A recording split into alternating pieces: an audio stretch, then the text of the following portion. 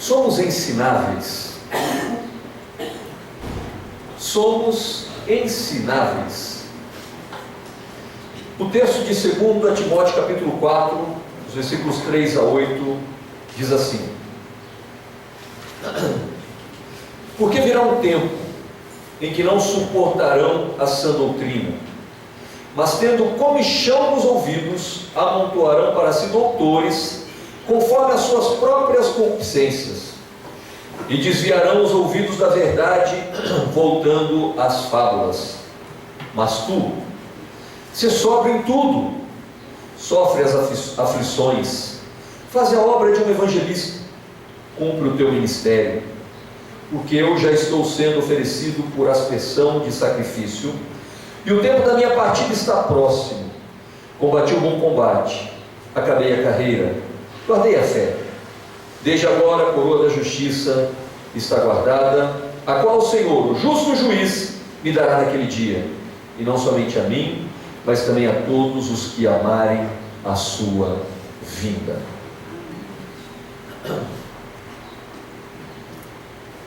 No livro O Mestre da Sensibilidade, do Augusto Cury, na página 19, tem uma frase bem interessante. Na escola da vida não há graduação. Quem se sente diplomado faz perecer a sua criatividade, pois vai perder a capacidade de ficar assombrado com os mistérios que a norteiam. Tudo se torna comum para ele, nada havendo que o anime e o instigue.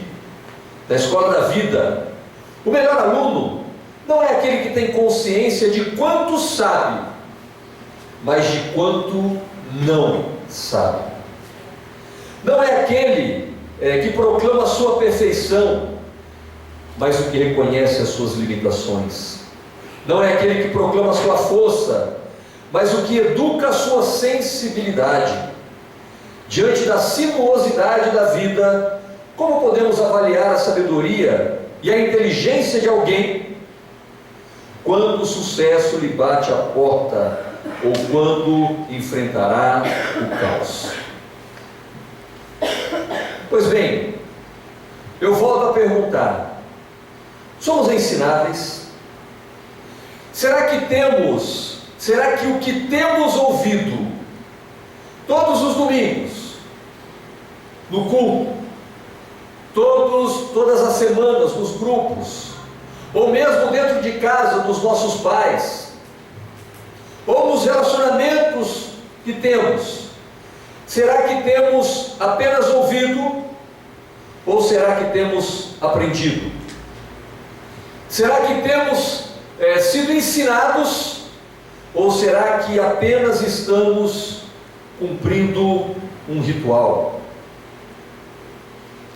Será que a nossa vida tem sido um constante aprendizado, ou será que já sabemos tudo e não precisamos aprender mais nada? A segunda carta de Paulo a Timóteo, ele vai tratar muito dessa questão de Timóteo entender e aprender aquilo que Paulo está mostrando para ele, porque nesta carta Paulo vai mostrar que há muitas pessoas que não aprenderam, por mais que tiveram possibilidades, por mais que tiveram chance, não aprenderam. O próprio Paulo diz que ele aprendeu, e ele está ensinando o seu discípulo Timóteo a aprender, a colocar em prática, a ser uma pessoa ensinável daquilo tudo que ela está ouvindo. Mas, se você for olhar em todo o Novo Testamento, e em especial nos Evangelhos, você vai perceber que Jesus também tinha essa preocupação. Jesus, em primeiro lugar, ele aprendeu tudo do seu Pai. Jesus estava constantemente aprendendo. Se você ler João capítulo 6, versículo 38, você vai ver o seguinte: porque eu desci do céu, não para fazer a minha vontade, mas sim a vontade daquele que me enviou. Jesus aprendia do Pai, e o que o Pai o ensinava, ele transmitia, porque ele veio fazer aquilo que o Pai o chamou para fazer. Então, Jesus sempre, como homem, foi ensinável. O seu Pai o ensinou, e ele sempre estava aberto para receber, para compreender, e aquilo que ele aprendia, ele ensinava, porque essa era uma das orientações do Pai para ele. Então você vai observar em Marcos capítulo 4, versículo 2, que ele ensinava aos seus discípulos por parábolas. E sabe por quê? Porque ele sabia que os seus discípulos aprenderiam, mas os fariseus não, mas os doutores da lei não. Então ele ensinava os seus discípulos por meio de parábolas, porque era compreendido por pessoas simples, mas pessoas cultas não conseguiam compreender. E ele vai dizer acerca dos fariseus, em Mateus 15, versículo 7 e 8, hipócritas, bem profetizou Isaías a vosso respeito, dizendo: este povo se aproxima de mim com a sua boca e me honra com os seus lábios, mas o coração está longe de mim. Por que essa situação? Por que Jesus vivia esse panorama? Por que Paulo vivia esse panorama com o seu discípulo? Porque nas cartas, nos evangelhos, nós observamos aquelas pessoas que aprendem, aquelas pessoas que já aprenderam e aquelas pessoas que nunca vão aprender. Pessoas ensináveis e pessoas que não são ensináveis. E neste texto que acabamos de ler, nós vemos Paulo falando daqueles que não aprendem, aqueles que por mais que você fale, não vão aprender, não vão mudar, não vão ser transformados. Mas ele também fala do seu discípulo: aprenda, eu conheço seu coração, eu sei de onde você vem, então aprenda. E ele fala de si próprio: eu aprendi, e por isso eu estou agora esperando a minha redenção. Eu estou acabando com o combate, estou guardando a carreira, guardando a fé, perdão, acabando a carreira, e desde já uma coroa me espera, porque ele aprendeu. E nesse texto nós vamos observar, não apenas nesse texto, mas em toda a segunda carta de Paulo a Timóteo, se nós somos ensináveis, se não somos ensináveis, ou se já temos chegado à condição do apóstolo Paulo, já estamos no fim. Eu espero que, eu imagino que ninguém aqui ainda chegou na condição do apóstolo Paulo, de dizer como ele disse, mas eu espero que todos nós estejamos na condição de Timóteo, porque pelo menos sabemos que estamos caminhando. Nós vamos ver, seguindo a ordem do apóstolo Paulo. Em primeiro lugar, ele vai dizer o seguinte: porque virá um tempo em que não suportarão a sã doutrina, mas tendo comichão nos ouvidos, amontoarão para si doutores conforme as suas próprias concupiscências, e desviarão os ouvidos da verdade, voltando às fábulas. Essas aqui, meu irmão e minha irmã, são as características de quem não é ensinável. As pessoas que não querem aprender, elas estão no nosso meio. As pessoas que não querem mudar, elas estão no nosso meio. As pessoas que não são ensináveis, elas caminham no meio da igreja. Não se iluda, Paulo não está falando das pessoas que estão no mundo, ele não está falando dos romanos, ele não está falando de povos longínquos, ele está falando de pessoas que estão na igreja, ele está falando de pessoas que estão caminhando dia a dia com o povo, ele está falando de pessoas que estão experimentando, que estão vendo, mas não estão suportando, Porque uma pessoa que não tem acesso à palavra, ela não tem como não suportar essa doutrina. Agora, alguém que caminha, que está junto, que está todos os dias ali, ela pode sim não suportar a sã doutrina e começa a revirar as coisas. Então, em primeiro lugar, essas pessoas não resistem à verdade. Elas não suportarão a sã doutrina. Meu irmão e minha irmã, a verdade, ela é dura. Pense em Jesus, trazendo uma verdade para um povo duro de coração. E esse povo duro de coração queria vingança. Estava debaixo da opressão do Império Romano. Estava sufocado. E no entanto, Jesus vem trazer uma mensagem de arrependimento, de humilhação, de quebrantamento, arrependimento dos pecados.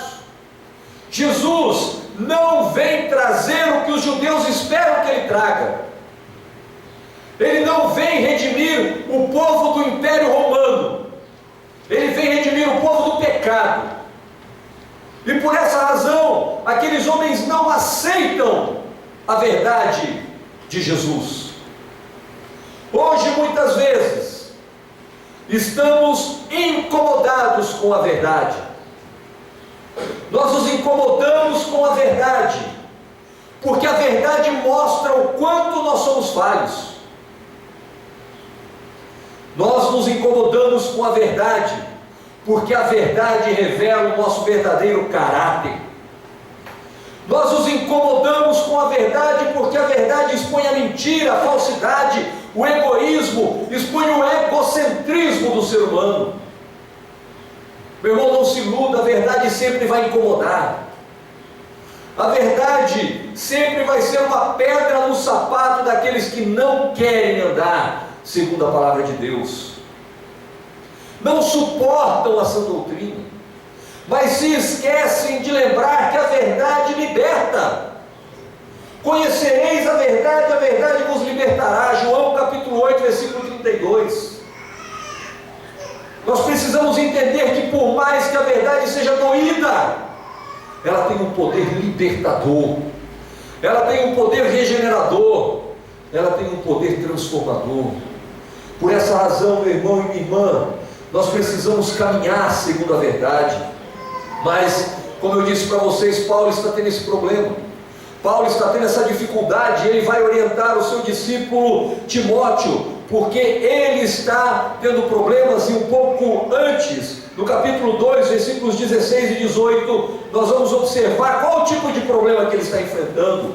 Evita falatórios profanos, porque produzirão maior impiedade, e a palavra roerá como gangrena, entre os quais são Himeneu e Fileto, os quais se desviaram da verdade, dizendo que a ressurreição já é passada, já não tem valor, e perverteram a fé de alguns.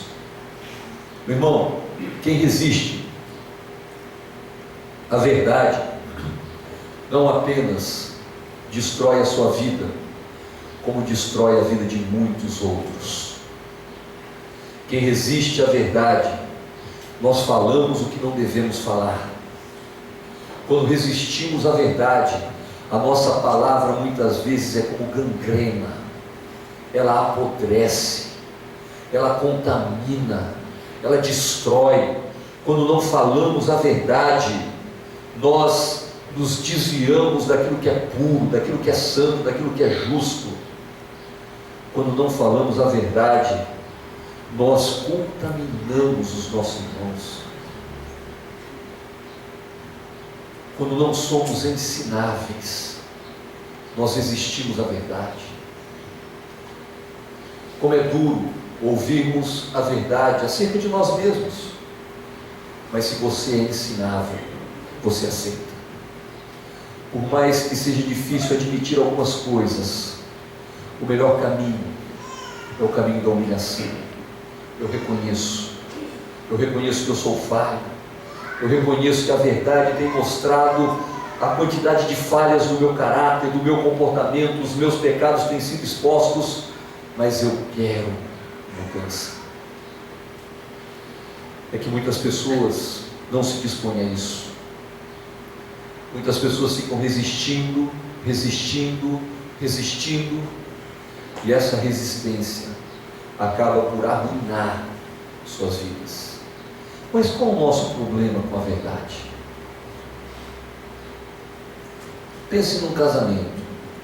Qual a dificuldade de reconhecer que você está errado e o seu cônjuge está certo? Qual é a dificuldade de vocês jovens reconhecerem que os seus pais têm razão? Por mais que a verdade seja dolorida, qual é a dificuldade de admitir, olha, você está certo? Qual é a dificuldade de reconhecer para um colega de trabalho que você errou? Sabe qual é a dificuldade? O nosso ego, a nossa justiça própria, as nossas convicções vão por água abaixo. Mas não se esqueça que aquele que se humilha será exaltado, aquele que reconhece suas falhas, aquele que admite, pode encarar a verdade de peito aberto, porque ela vai ser libertadora, porque ela vai ser transformadora. Não resista, meu irmão e minha irmã, à verdade. Se olhe no espelho da sua alma, e admita as suas falhas, admita os seus problemas, as falhas do seu caráter, o seu pecado, porque só assim você vai aprender, só assim você vai mudar, só assim você dá a possibilidade de Deus restaurar a sua vida. Porque enquanto batermos no nosso peito e dissermos eu estou certo, eu tenho a razão, nós vamos resistir a essa doutrina. Mas quem não é ensinado, não apenas resiste à verdade, mas elas procuram massagear o seu ego, tendo comichão nos ouvidos, amontoarão para si doutores, conforme as suas próprias concupiscências. Sabe qual é o nosso problema? Queremos aliados. Nós desesperadamente buscamos aliados. Quando nós vamos ministrar um casal, o Anderson deve ter passado por isso, o Joãozinho também, o pastor Osvalio muito mais, mas a situação é a seguinte: ou o marido ou a mulher nos procuram, normalmente é um ou outro. Nunca, vou repetir, nunca, eu não sei se vocês tiveram uma experiência diferente da minha, mas nunca alguém veio desesperado para mim dizendo assim: eu sou o problema no meu casamento. Eu admito, eu estou vendo aqui desesperado porque eu estou acabando com o meu casamento. Alguém já fez isso com você? Teve essa experiência? Normalmente as pessoas chegam: o meu marido, a minha mulher, aquela que o Senhor me deu, só tem me dado problemas. Não me entende, não me compreende, não me respeita, não me isso, não me aquilo. Sabe o que é isso? Estão procurando um aliado. Verdade, né? Conheço aquele sem vergonha, ou eu conheço aquela mulherzinha. Estão esperando essa cumplicidade, estão esperando este acordão. Aliás, temos visto isso na nossa república, que agora estão tentando fazer um acordo para que todo mundo fique bem. Não importa a quantidade de pecados, mas vamos fazer algo para todo mundo ficar bem. Vamos fazer do nosso jeito. Vamos conquistar as pessoas que vão nos apoiar. É exatamente isso que aqueles que não querem aprender fazem. Eles amontoam para si doutores,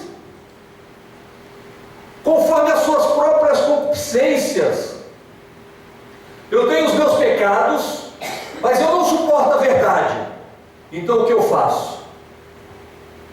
Eu arrumo alguém que vai se aliar comigo na minha mentira, para que ela se torne uma verdade, ou supostamente uma verdade. Essas pessoas são aquelas pessoas que estão buscando sempre ter razão. Estão buscando pessoas que concordem com o seu ponto de vista, com a sua maneira de pensar, com o que ela quer fazer. Sempre procurando aliados, sempre procurando pessoas que apoiem as suas teorias.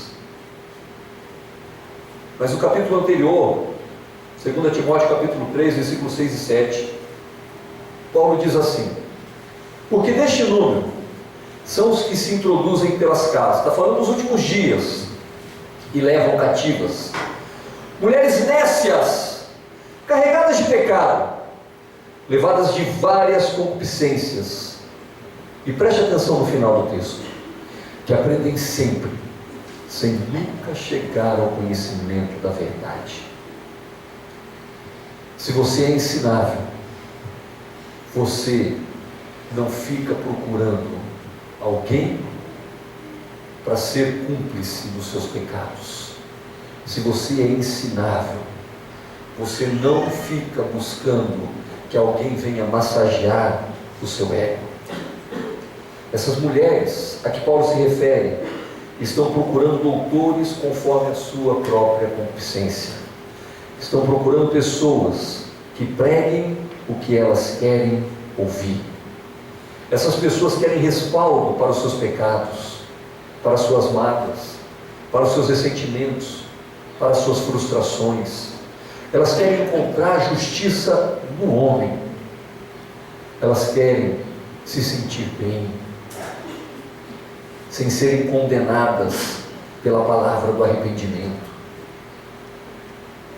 Aliás, arrependimento é algo que passa longe dessas pessoas, pois elas nunca reconhecem de fato o pecado. Sabe quem são essas pessoas? São aquelas pessoas que estão procurando reuniões de avivamento, supostas reuniões de avivamento. São aquelas pessoas que buscam profecias.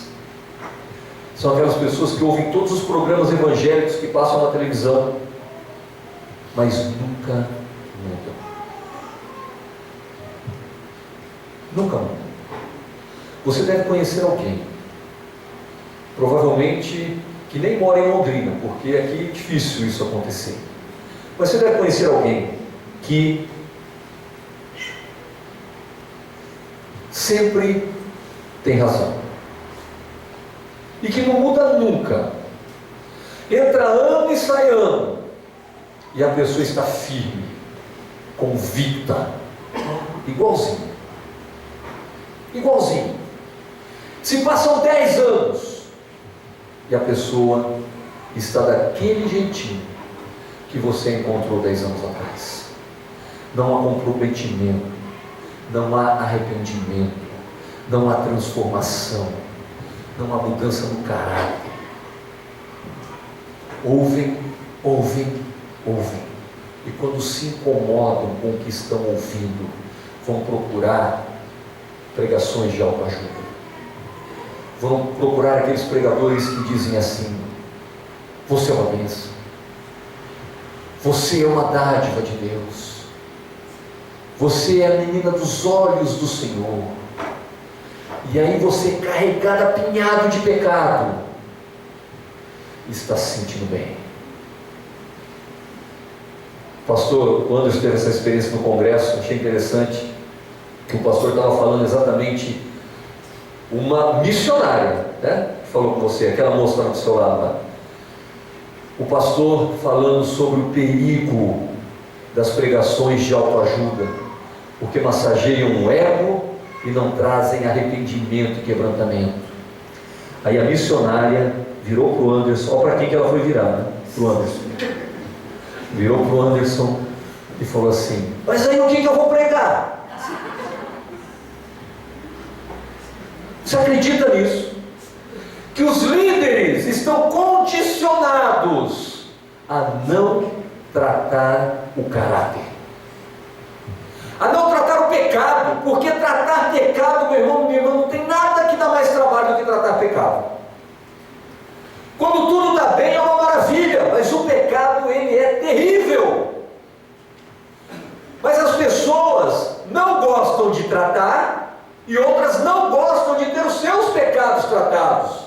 Resultado é a fome com a vontade de comer, né? Procuram lugares onde todo mundo massageia o ego, onde chega um profeta e diz assim: varão valoroso, tu és contigo. Ele está adulterando, mas Deus é com ele. Mulher que edifica a casa, abençoa o seu lar, e está profetizando assim, e a mulher está quebrando as finanças de casa, gastando o mundo. Mas, glória a Deus, Deus está falando comigo, meu irmão e minha irmã. Sabe por que as pessoas estão com comichão nos ouvidos? Porque elas não querem ouvir de arrependimento, porque elas não querem ouvir que o salário do pecado é a morte. Elas não querem ouvir que o pecado te afasta de Deus.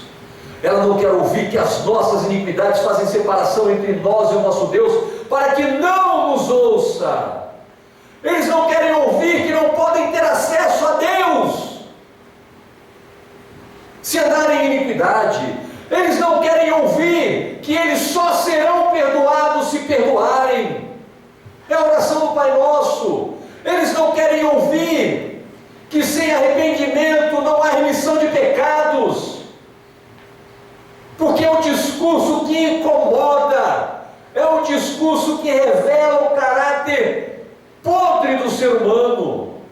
E é assim que nós somos. Se não for a graça de Deus nas nossas vidas, se não for as misericórdias do Senhor em nós, é isso que nós nos tornamos, trapo de imundícia.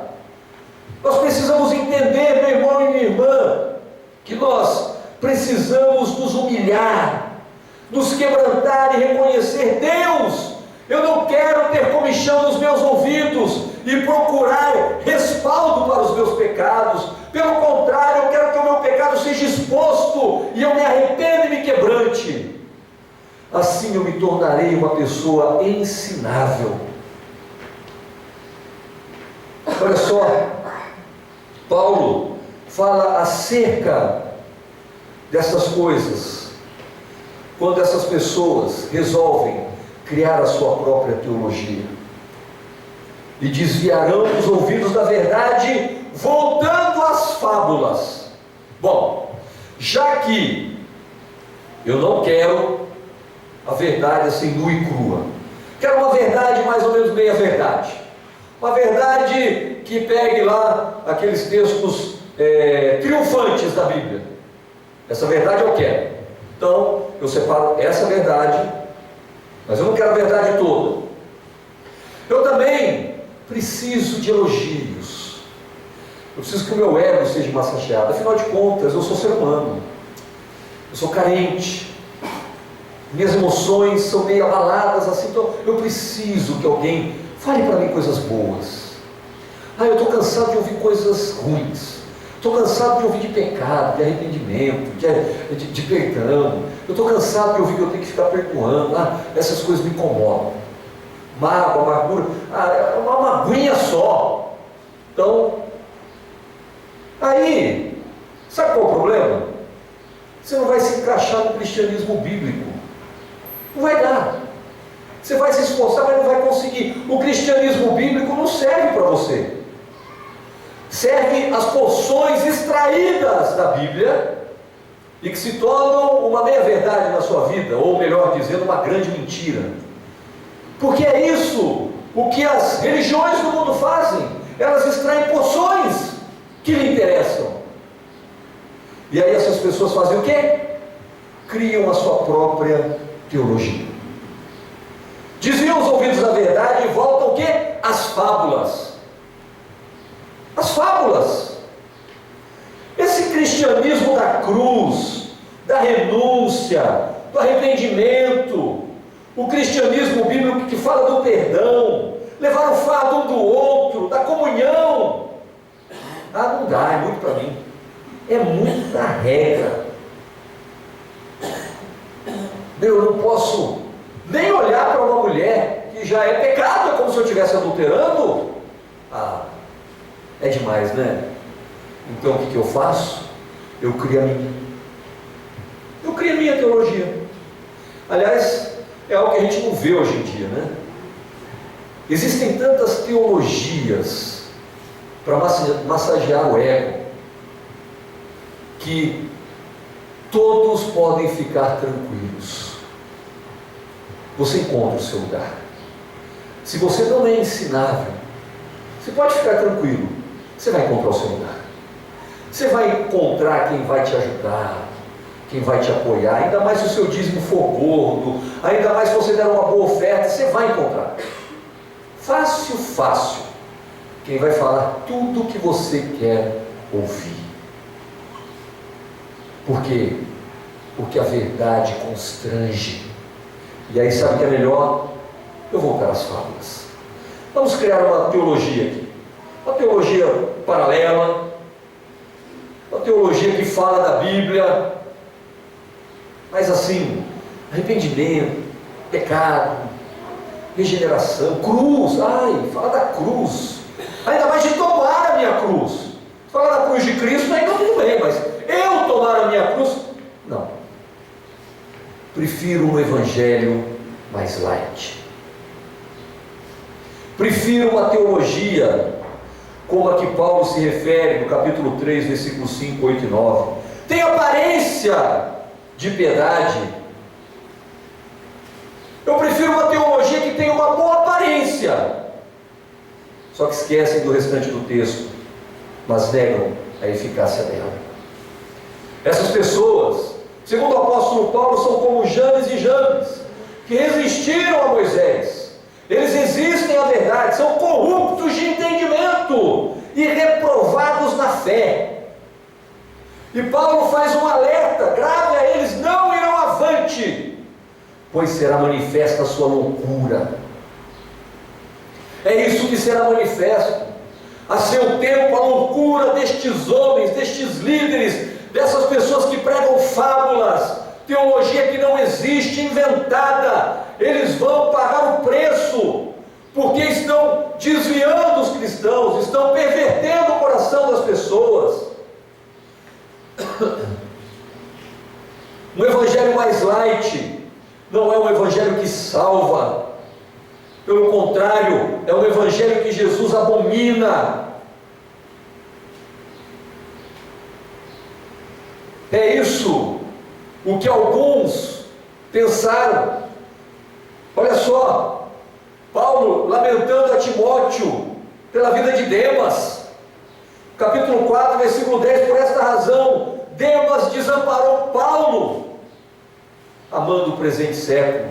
Eu fico imaginando Demas. Paulo estava preso, próximo da sua morte. Ele estava preso por ser cristão, por pregar a palavra, e ia morrer por ser cristão. Aí Demas, discípulo, líder da igreja, não pense você que Demas era um qualquer. Demas era alguém de proeminência, porque senão não seria citado. Paulo falou de tantos outros que fazem esse tipo de coisa. Agora Demas, Timóteo, você conhece Demas. Demas, ele não aguentou o tranco. Como diz no ditado popular, rapou fora. Não suportou a pressão. Quer saber? o mundo é mais tranquilo. Vou abraçar o mundo, porque ficar como cristão vai ter esse fim aí. Esse fim aí eu não quero. Então, Demas fez assim: desamparou Paulo, amando o presente sempre. Mas não foi só Demas. Alexandre, o latoeiro, não o Alexandre aqui, mas o latoeiro, que também causou males a Paulo. Muito provavelmente por causa de uma teologia barata. E não pense você que a teologia barata não existia. Se você ler a carta de Paulo aos Coríntios, você vai ver que a teologia lá era tão barata, tão rala, que eles não repreendiam pecados abomináveis. Está tudo bem, meu irmão, está tudo bem. Fica tranquilo, você cometeu incesto, você fez uma furdúncia na sua casa, mas Deus está com você. E Paulo, indignado, escreve uma carta: vocês toleram esse tipo de pecado na igreja. Mas pessoas como Alexandre o latoeiro, pessoas como Demas, pessoas como aqueles homens que iam na casa das mulheres, ou mesmo as mulheres que ouviam estes homens, são pessoas, meu irmão e minha irmã, que não são ensináveis. São pessoas que não querem aprender. São pessoas que têm um coração duro. São os falsos profetas de que a Bíblia tanto fala. Inventam teologias para encher as igrejas. E enchem, porque os cristãos não querem aprender. Eles querem encontrar respaldo para os seus pecados escabrosos. Elas querem encontrar apoio para os seus sentimentos vis. Por isso, essas pessoas estão dispostas a ouvir todo tipo de fábula, todo tipo de invenção humana. Meus irmãos, esse é o retrato dos que não são ensináveis. Este é o retrato das pessoas que não querem aprender. Não seja assim. Mesmo que a verdade doa, e mesmo que você precise reconhecer pecados, reconheça. Aprenda. Tire lições. Seja ensinável no trato. Seja ensinável na postura, no comportamento. Jesus tinha que lidar com discípulos que tinham pouca fé. Tinha que lidar com discípulos que tinham medo. Tinha que lidar com discípulos que não conseguiam sequer expulsar um demônio. Mas sabe por que Jesus perseverou em caminhar com estes 11 homens? Porque num dia ele disse para esses homens, quando todos os abandonaram por causa do discurso dele que era pesado demais, ele virou para aqueles 11 homens e disse assim, 12, apesar de um estar ali só de fachada, mas eram 12. Ele disse assim: vocês acham que nesse discurso duro podem ir, eu não tenho problema. E eles falaram: para onde iremos nós? Só tu tens as palavras de vida eterna. Seguir a Jesus é ser ensinável. Esses discípulos que tinham medo, esses discípulos que não tinham poder para expulsar um demônio, esses discípulos que eram incrédulos, se tornaram homens que mudaram a história, não apenas da igreja, mas a história da humanidade. Eles mudaram a história que nos alcançou. E nós fomos alcançados por causa da vida daqueles homens e por causa do que Jesus fez naquela cruz. Por isso, precisamos aprender a ser ensináveis. Na semana que vem, nós vamos ver que as pessoas ensináveis são como Timóteo. O texto diz assim: ser sóbrio, só faz aflições, faz a obra de um evangelista e cumpre o teu ministério. Coisas básicas para uma pessoa que é ensinável. Mas meu irmão e minha irmã, e depois Paulo vai falar de si próprio. Ele vai dizer, e nós vamos ver isso semana que vem: quanto a mim, já estou sendo oferecido por aspersão a sacrifício, e o tempo da minha partida está próximo. Mas eu quero dizer para você, Timóteo, eu combati o bom combate, eu acabei a carreira e guardei a fé, e agora, coroa da justiça está proposta, está guardada, e Ele vai me dar naquele dia. Naquele dia Ele vai me dar. Eu quero concluir com um salmo.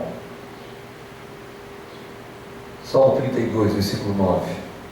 Diz assim: não sejam como o cavalo ou o burro,